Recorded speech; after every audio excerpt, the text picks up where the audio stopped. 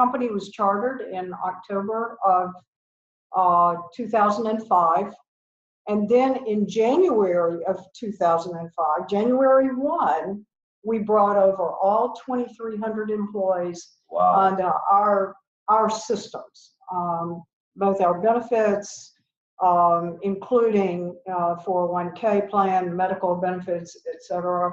Brought them over on our policies, employee handbooks, brought them over on our HRIS process, the hiring process, and so forth, all in January 1. So it was extremely chaotic. I had one other person helping me with this, and during October and January 1, and you can imagine how chaotic and how many hours we were spending trying to get that. But we knew that because of the way the company started, that some of the employees, did not really want to be with a new company.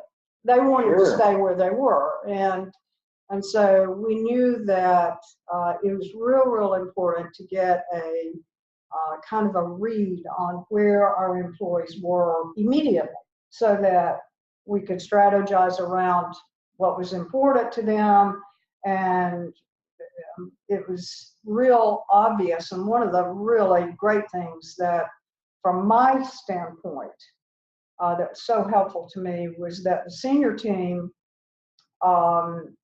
and senior leaders understood how working with employees and retaining them would provide a competitive advantage to the company, and also achieve a lower cost of our service.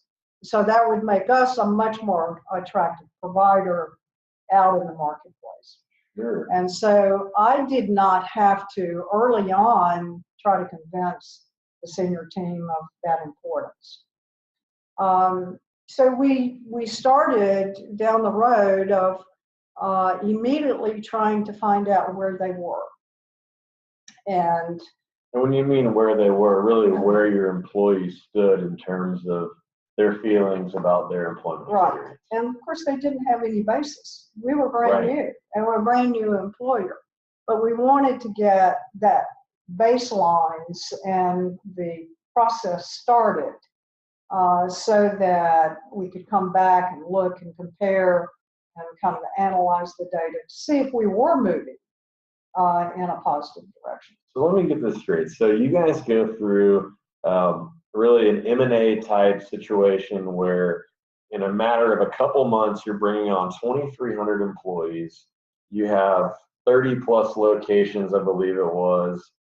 They're all coming on to your systems. You're having, as you mentioned, to get payroll set up. You're having to get their 401ks in place, other benefit pieces.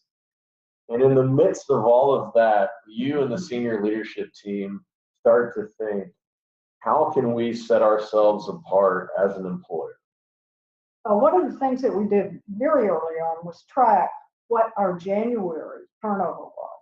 Okay. And our January turnover is what is shown on the screen, which was 32%. Well, that was way too much. And we realized that that was going to really strangle us. And so now, is that 32% fairly normal for that industry? Well, interestingly enough, our competitors have much higher than even that. Wow. Are the big competitors in that industry. It's a difficult industry to attract people into. It is probably a lower pay industry than like hospitals. Sure. And so you're dealing with a population where you're generally providers expect. Wow. So the competitors have turnover higher than 32%. But you all as a senior team are pushing yourselves to not just accept the status quo around turnover. Right. And the senior team really understood the financial impact of what reducing this turnover and creating this more preferred employer status would help drive the bottom line. Right. Wow. So when we looked at the turnover in January. We then immediately secured and contracted with the Work Institute to do our first full employee survey in February. And by the end of February, we had great deal of data from that first survey. So let me take us back a little bit before we get into the good stuff, and everyone's excited about getting into the specifics of the interviews. But as I just want to recap and point some things out that I think will be really helpful for our viewers, that January 1, you bring on 2,300 employees. We talk about that chaotic situation. It wasn't a month later, in the midst of all of this chaos, that you all decide you're going to start collecting feedback from your employees. I know we hear all the time of, it's just not a good time. We have too many things moving. Well, the argument can be made that perhaps that's the best time, and that when you need to understand what's happening with your workforce in the midst of all this chaos, you have to get the data to help inform actions. Exactly. Know how to act. Okay. Well, good. So, and then before we get into the specifics, I want to cover this turnover cost number, because I know a lot of folks out there are saying, Mark, did you guys just make up that, $9.7 million? So where this turnover cost number is coming from was RAI had 2,300 employees, as we mentioned. At 32% turnover, we take that number of employees at the organization. So the number itself I have here on a note was 476 employees. So out of that 476 employees, we have to ask ourselves, well, how much does each of those that's leaving cost? Well, RAI was using a Department of Labor statistic talking about 1/3 of annual salary. The average annual salary for their workforce that we were talking to was $19 an hour. So when we take that $19 an hour, it comes to $39,520. So roughly $40,000 these people were making, and 1/3 of that being the turnover cost. So that being $13,173. So each person walking out the door at RAI at 1/3 of annual salary was a $13,173 loss. When we multiply that times the folks that were leaving, that's where we get to this roughly $9.7 million turnover cost. And of course, these are annual projections. These are not monthly projections. Sure. These are, if we maintain that 32% over with the current population over an annual period, that's what our loss will be. Wow, wow. So imagine for our viewers, walking into your CEO's office and saying, CEO, we're losing $9.7 million a year in turnover cost. So that's what RAI was facing, and that's where Linda comes in to really help reduce that cost, but even more importantly, just make a better place to work and really drive the organization forward, both from employee preferring the work environment and from a reduction in costs. So let's get into more specifics around the story as she already started to get into here. Now, one of the 5 reasons why an organization should outsource their stay interviews is there's more trust in using that outside third party. So you all identify, to get back to how you started, you all identify that we need someone else to have these conversations with our employees. Why was that? Well, first, this was a very seasoned leadership team, and we all knew that and had experience in other companies where if that kind of data was gathered internally, nobody trusted the data. Yeah. And so we really knew that. We also all of us work in a very cynical culture right now. Sad but true. And employees are, at the very beginning, usually in a relationship with an employer, a little bit cynical, and especially trusting this kind of data. And so we knew that we had to use a third party, and we looked at several, and the Work Institute brought us so many different aspects, loving the interview part because it's a one-on-one relationship that the employee can have with an interviewer. But working with the Work Institute and being able to have access to just really wonderful, wonderful information. And then the help with formatting that information so it's digestible, usable, and that we can roll it out to the organization and to the operators that really need to do the work. So important. So when we started deciding who was going to be our third party, it was kind of a no-brainer when we. Well, we love hearing that. We love hearing that. Thank you. Yeah. Well, and so to bring it back to this trust piece, you all understood that it was a no-brainer that you needed a third party to offer that protection to your employees. You know, we have to continue to hit on this. Was a chaotic time. I mean, they were at a new employer. Most people are resistant to change, right? And so they wish they were at the old place. Well, in order to get them to be open and honest, you felt it was imperative to bring in a third party, and obviously we're grateful you chose Work Institute. So trust is a huge part of why an organization needs to outsource stay interviews. Now, the second reason we're going to hop into is this quantifying the intent to stay. And I'll ask it, let's also be a little broader too, and explain what types of questions that with the guidance of Work Institute that RAI decided they wanted to use in their stay interviews. Well, there were 2 or 3 things that we knew. One of the things that we knew was that we wanted to simplify it. And so we, as far as satisfaction data or engagement data, we only chose 3 questions. Hold on. So you only chose 3 questions. Right. All right, viewers, I hope you're writing that down. Because I know many of you have your 30-person pulse interview you're doing currently. Okay, so 3 questions. Right. So what were those 3 questions? Well, because of the process that the Work Institute uses with the questions, and I'll get to what they are in just a second. Okay. We knew we were going to get all this other information. And so we only needed to truly ask these 3 questions.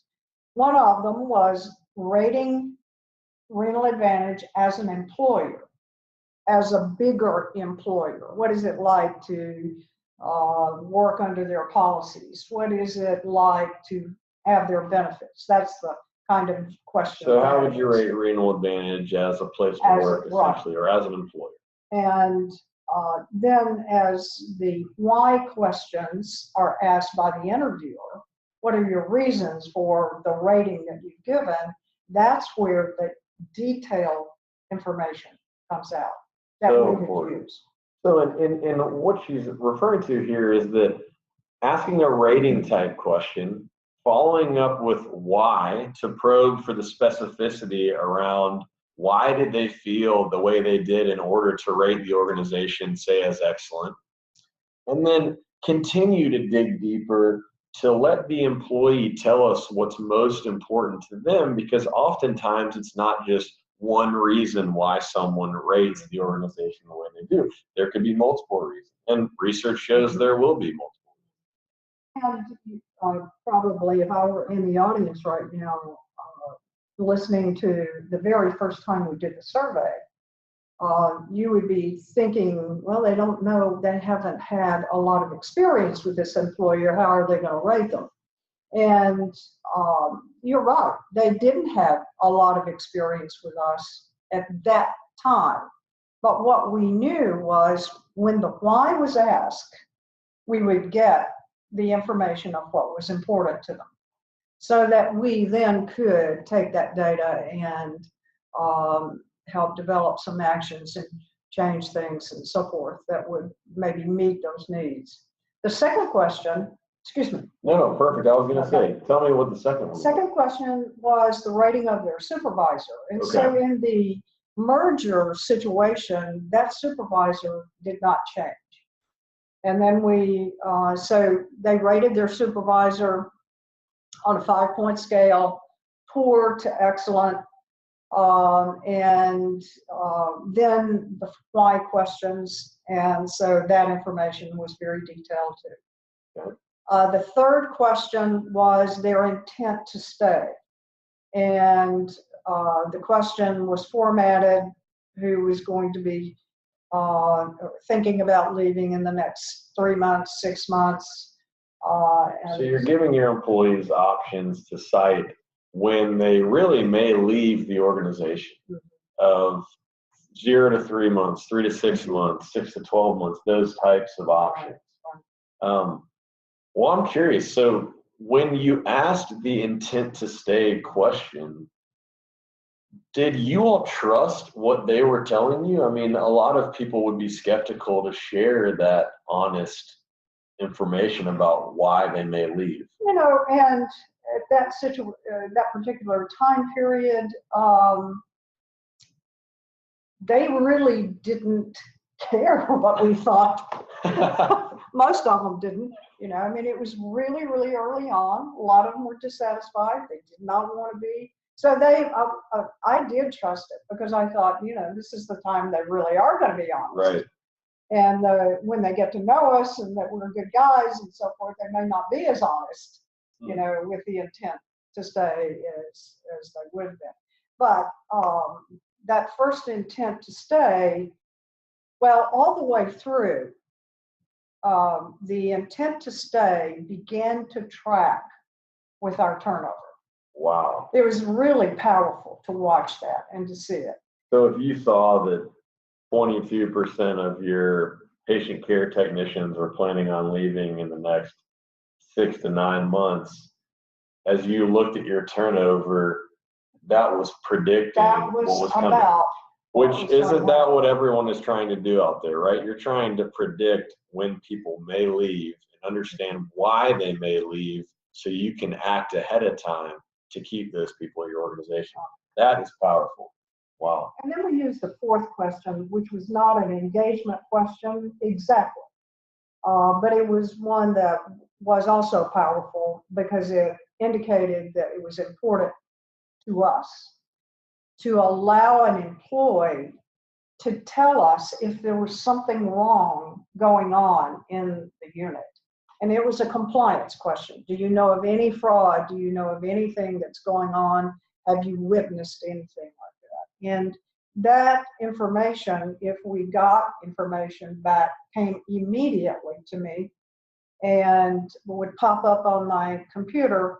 Most of them were HR questions or HR issues. So you were able to uncover compliance type issues immediately that were being pushed to you, and then you all had the option to investigate those further. Great. Okay, audience, so keep in mind, so we have the more trust. We're trying to give that employee the ability to be more open and honest with Work Institute in order to give the data back to the employer. We have quantifying the intent to stay. Linda just shared that intent to stay metric was predicting their turnover, their future turnover, which so valuable for an HR leader to know what that looks like and why people may leave the organization. So Linda, let's get into our third piece, which is more time for implementing the change. So by having Work Institute collect the data for you, obviously that freed you all up from having to manually collect the data yourself.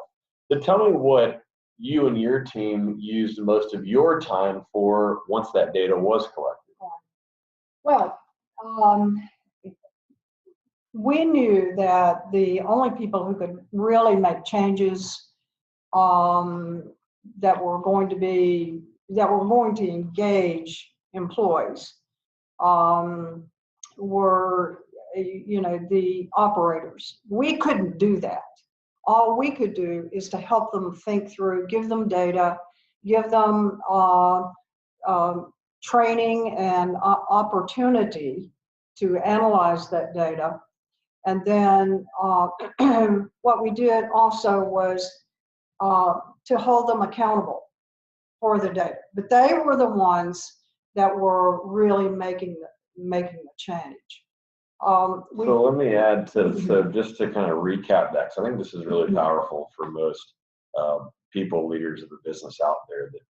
So what I'm hearing from you is that HR's function at RAI, you all felt like the really important piece for you all was to make sure that those operation leaders, whether that's a center manager or a regional vice president, that they had the trustworthy data to take and act upon. Right. So rather than them having to really mine and analyze a lot of that, you all were helping to get that at their fingertips and really almost give them the answers to the test, but they were the ones who had to actually take it and do something. Right, absolutely. And we also put this in the frame of treating the employee as a customer. And this was kind of new to most of those managers and supervisors.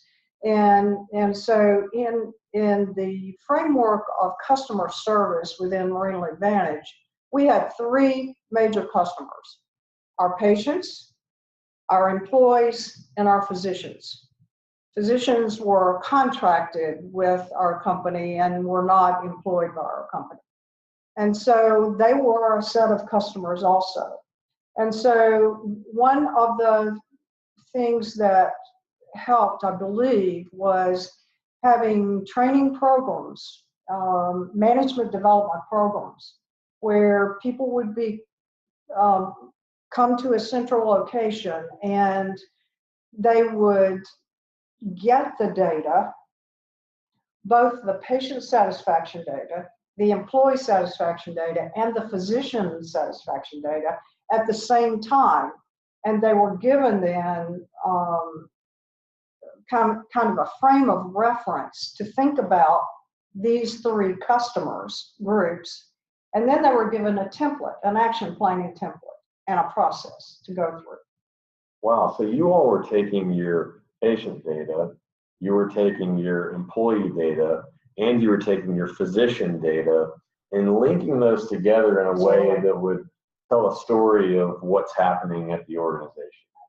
And then once you had that data, you were able to provide action planning templates and a process that you had trained these center managers, I know was a really key role in this, to help train them on how to act with that data. Right, and they would go back to their units, engage their employees, staff, their physician staff, and what actions they needed to do if they were below the targets. And that's one of the things I didn't really talk about. Sure.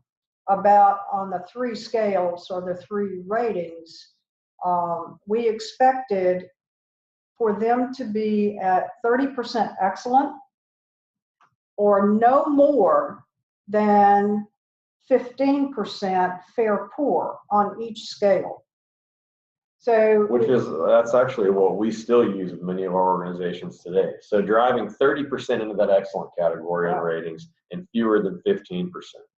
And so if they had any of those, if they didn't hit the targets on any of those, they had to do action planning around what they did not hit and what would make it better. And they used their center staff, their center physicians, and their patients there, getting feedback from their patients about how to improve this.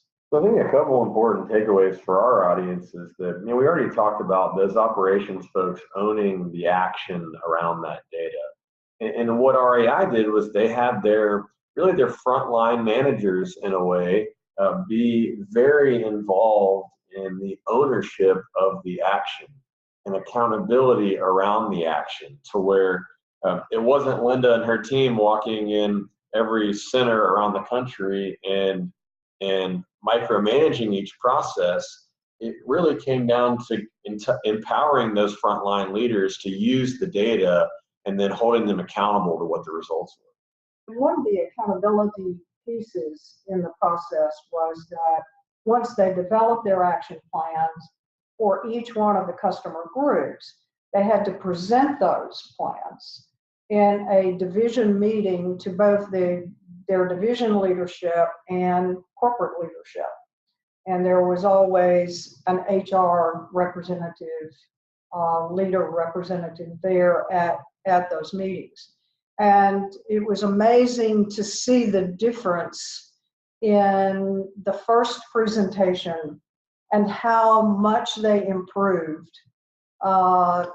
because many of them had never even done PowerPoints. Wow. And so they improved so that even the last ones that I remember seeing, they had collaborated with each other. They had gotten very innovative about the process. So they were using this data really as a management development tool as well to help improve the center managers.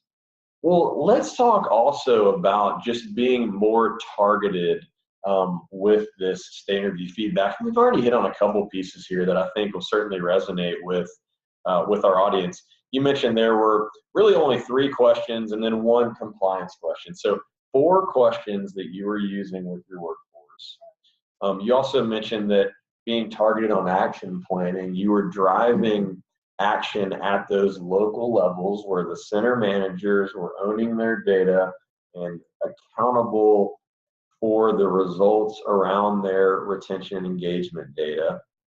Were there any other pieces around being targeted that you want to add to how you were using state interviews? Well, one of the things that the Work Institute really helped us with was what does the data have to look like? Because there's a voluminous amount of data that comes out of this.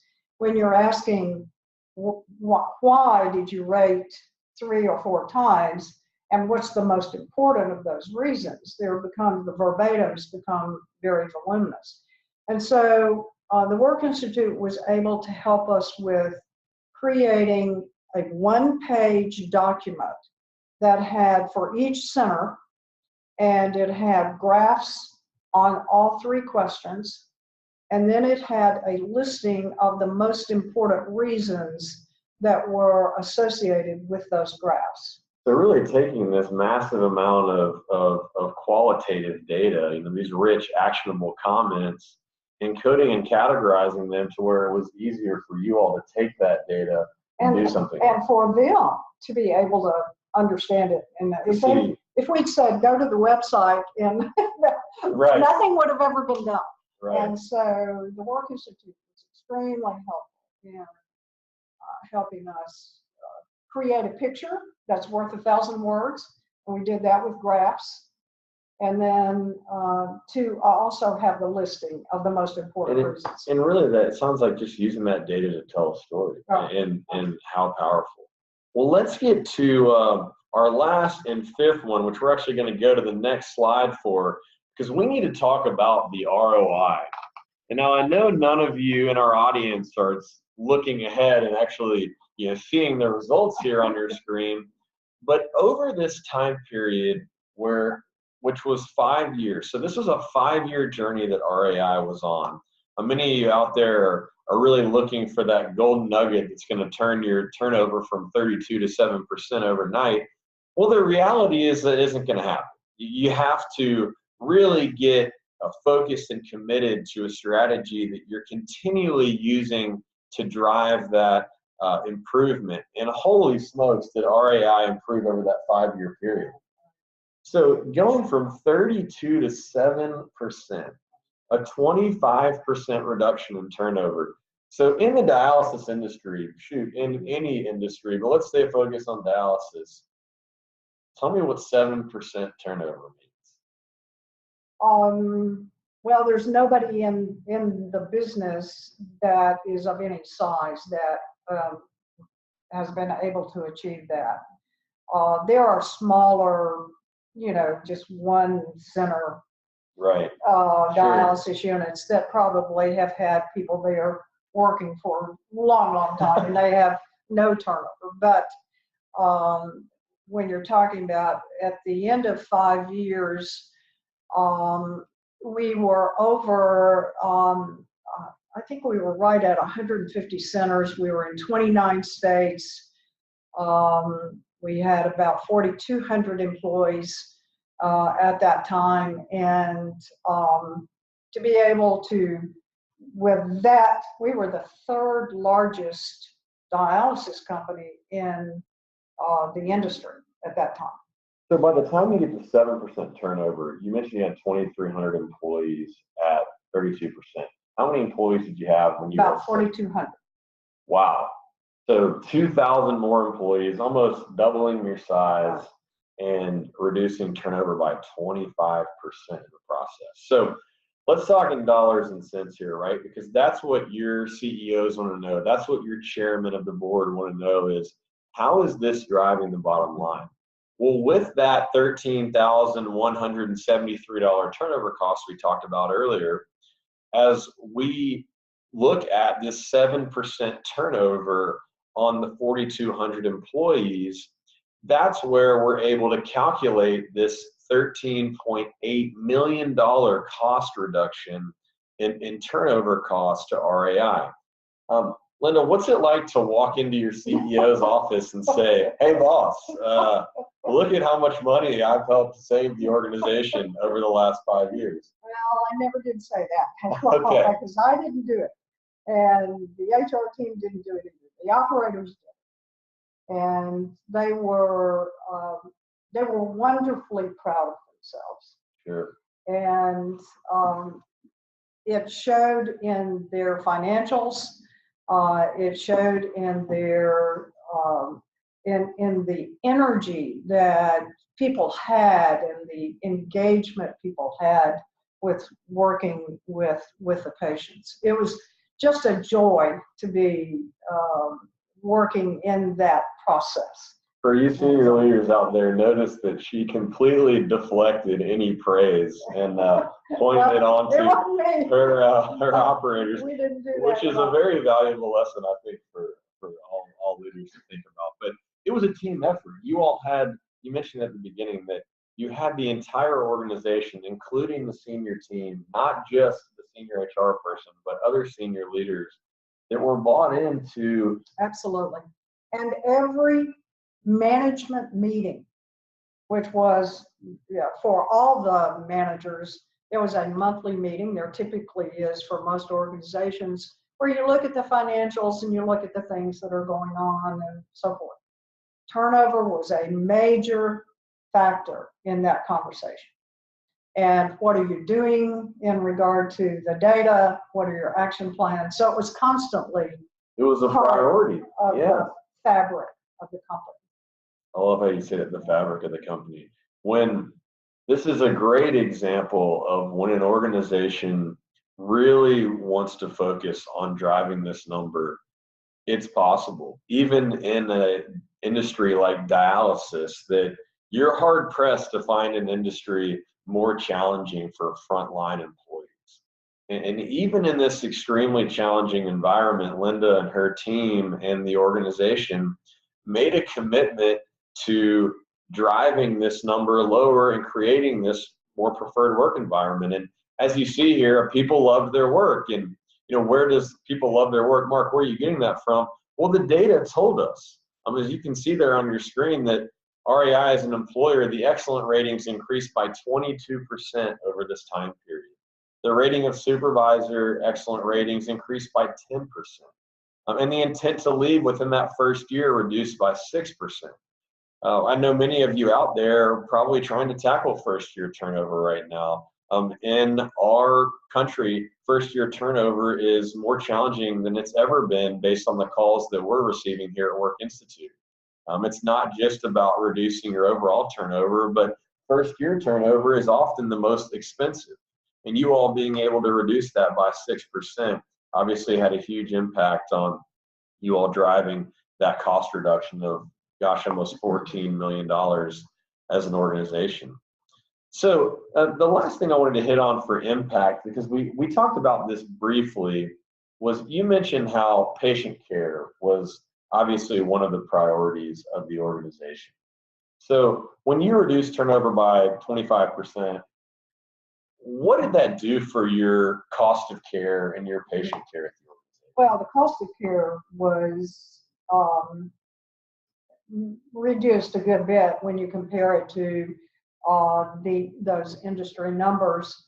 And the quote I saw was it's the lowest cost of care in the industry right. at the time spoiler alert, REI was bought later on because of this phenomenal success. Right. But at the time they were bought, one of the reasons you were bought at a premium was because of this lowest cost of care. Right. So that's essentially the answer. Because I have put those words in your mouth, right? You can tell maybe this isn't the first time I've told this story, but ultimately, with patient care being the #1 priority of all healthcare organizations, and really even if we turn patient care just into customer care, if you're in telecommunications or you're in banking, that customer care is the end result and what ultimately is going to drive you as a business. And the best way to drive that customer care, that patient care, is by taking care of your employees.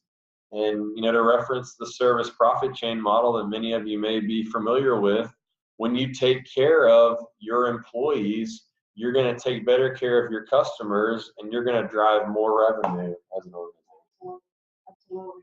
One of the things that, and I know the slide that's up there has the cost reduction, and that is really significant and very, very important. Equally important to me, though, was that people absolutely loved their work. Dialysis is one of those industries where the patient comes in 3 to 4 times a week, and they are going through dialysis every time they come in, and it takes about a 2 to 4 hour time period. So they're there, and they are with these people, the employees, a long time. And so when you've got happy employees, just the relationship between the employee and the patient becomes like family. Wow. And it's extremely powerful to see when employees are loving the patients and are loving their work, and the patients are feeling much better. These are some of the most disenfranchised of the patients, and they are not feeling well a lot of the time. And so people loving their work and people being positive around sick people really helps them feel better themselves. And it absolutely, and creates an environment where not only does your employee want to come to work and do great work, but your patient, they have to come, and they might as well enjoy it as much as they can while they're there, and your employees were such a huge part of making that happen. Well, this has just been a really great conversation with Linda Meador. Thank you so much, Linda, for joining us. I know many people out there, of course, will benefit from hearing your story and hearing what outsourcing stay interviews really helped the organization do in terms of getting the information that you all needed to make better business decisions around your employees. I know I'm inspired hearing about what RAI did and the results they saw. Gosh, a 25% reduction in turnover. Who doesn't want that out there? So for those of you that may have additional questions, please feel free to reach out to me directly. I've pulled up my information there on your screen. I've even carved out some time right after this to make sure that we address any questions that may come through. I know we're right up against our time that we asked for, so we won't be able to get to all the questions that are noted here, but I'll make sure to follow up individually with those who have already put one in. Linda, thanks again. You're such a great friend to Work Institute, and we really value the relationship that we have with you. So thank you so much. And to all you people, leaders of the business out there, go tackle stay interviews, contact Work Institute. We can help you get the data that you need to drive pretty fantastic results like Linda and her team did there at Renal Advantage. Thanks so much. Everyone have a wonderful rest of your day, and we look forward to talking to you soon. Thanks. Bye-bye.